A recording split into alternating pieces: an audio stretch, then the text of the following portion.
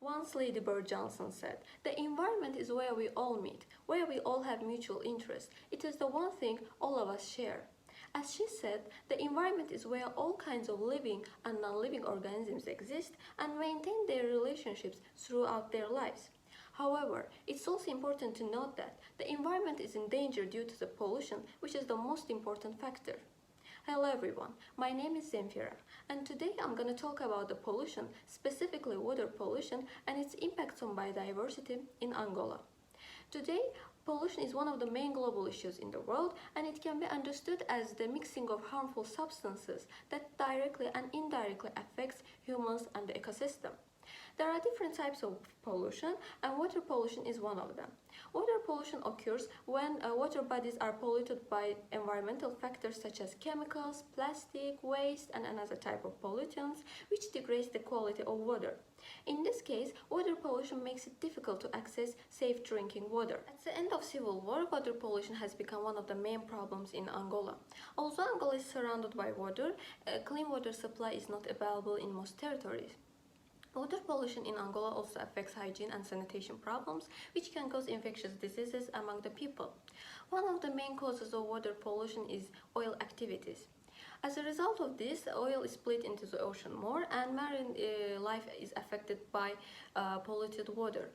Also, the water temperature warming has a significant role in altering biodiversity. The ocean temperature increased during a month in Angola, which is above the average temperature for a global rate. More importantly, ocean warming affects the living conditions of the species and make the coastal areas unsuitable for marine biodiversity. For instance, as the heat increases in the ocean, several marine species change their location into other places in order to find out cooler water. Furthermore, water pollution may occur because of wastewater.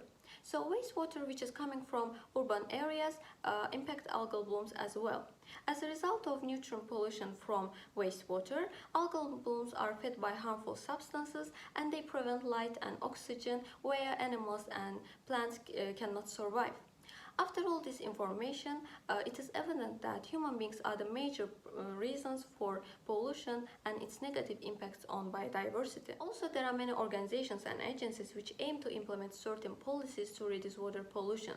For instance, in partnership with the United Nations Children's Fund, the government launched several programs such as Water for All, which is responsible for establishing water supply systems. However, there are still problems with accessing clean water in Angola. After all is said and done, I believe that people are also responsible for clean environment.